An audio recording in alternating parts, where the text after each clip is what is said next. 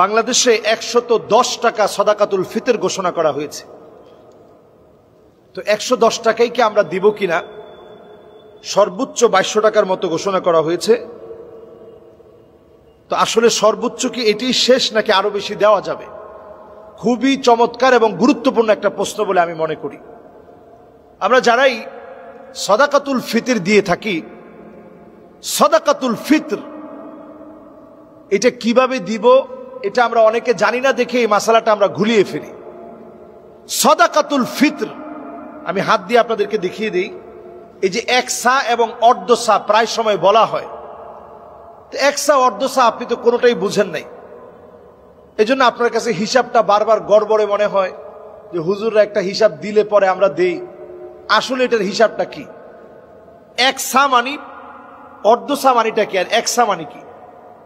1 সা মানি এরকম হাতটাকে আপনি এই যে 1 বার, 2 বার, 3 বার, 4 বার, 1 সা মানি 4 মুদ পরিমাণ। এই 4 মুদ মানি মুষ্টি। আরবিতে মুদ বলা হয় আর বাংলায় বলা হয় মুষ্টি। আমরা একসময় মুষ্টির চাউল দিতাম, এইভাবে করে আমরা চাউল দিতাম এরকম মুঠ করে। কিন্তু এখন তো আলহামদুলিল্লাহ পাল্লা পাথর সবকিছু থাকার কারণে এখন কে আবার মুষ্টিতে ভরে দিবে। তো এইরকম যদি 4 বার আপনি খেজুরটা নেন, এই 3 কেজি 695 গ্রাম খেজুর নিতে পারবেন। অনেকের পাঞ্জা তো অনেক বড়, আমাদের তো ছোট, আরব দেশের পাঞ্জা অনেক বড়। মোটামুটি তারা যদি এরকম 2টা নেয় তাহলে 2 কেজি না হইলেও 2 কেজির কাছাকাছি হয়ে যাবে। তাহলে যদি 4 বার নেয় তাহলে 4 কেজির কাছাকাছি। এটা হচ্ছে হিসাব, এটা হচ্ছে 1 সার হিসাব। তাহলে 4 কেজি যদি আপনি খেজুরের কথা চিন্তা করেন, আজোয়া খেজুরে আসেন, বাইতুল মোকাররম থেকে এইবারই আমি আজোয়া খেজুর কিনছি 1200 টাকা দিয়ে। আবার আমার মধুবাগ থেকে কিনছি 1000 টাকা দিয়ে। সেদিন ফরিদপুর থেকে নিলাম 1000 টাকায়। তাইলে অনেক প্রকারের আজোয়া খেজুর আছে। সৌদি আরবে এমনও আজোয়া খেজুর আছে যেটা 1 কেজির দাম 500 টাকা। 1 কেজির দাম যদি 500 টাকা হয় তাহলে কি দাঁড়ায়? 1 কেজি সমান সমান বাংলা টাকায় 15,000 টাকা। তাহলে 4 কেজির দাম কত আসে? 60,000 টাকা। তাহলে একজনের সাদাকাতুল ফিতর যদি আপনি 60,000 টাকা দেন, আপনাকে ইসলাম নিষেধ করবে না। তবে 60,000 টাকা দিবে কে? 60,000 টাকা দিবে ওই ব্যক্তি যে সিঙ্গাপুরে গিয়ে মার্কেট করে, যে মার্কেটে 5 লক্ষ টাকা বাজেট করে তার এক সন্তানের জন্য।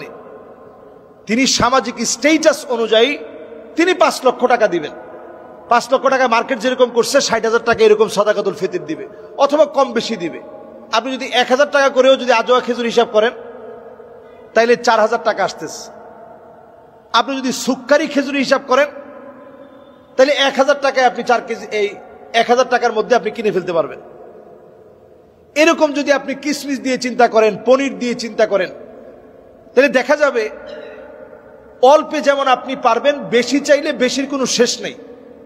কোয়ালিটির যেমন কোনো শেষ নাই, বেশির কোনো শেষ নাই। সর্বনিম্ন যে লোকটা একেবারেই সর্বনিম্ন আয়ের একজন মানুষ, কিন্তু তার উপরে সাদাকাতুল ফিতর ওয়াজিব হয়ে গেছে। নিসাব পরিমাণ সম্পদ 85,000 টাকার মতো টাকার ওই দিন তার কাছে কোনোভাবে আছে। এই জন্য ঈদের আগেই সাদাকাতুল ফিতর তাকে দিতে হবে। তিনি সর্বনিম্ন 110টা টাকা দিবেন। এই সাদাকাতুল ফিতরটা আমরা দেই কেন? তুহরাতুন লিস-সাইমি মিনাল লাগওয়ি ওয়ার রাফাত। এই সাদাকাতুল ফিতর আমাদের রোজার ভুল ত্রুটিগুলো মাফ করে দিবে। সুবহানাল্লাহ বিহামদি।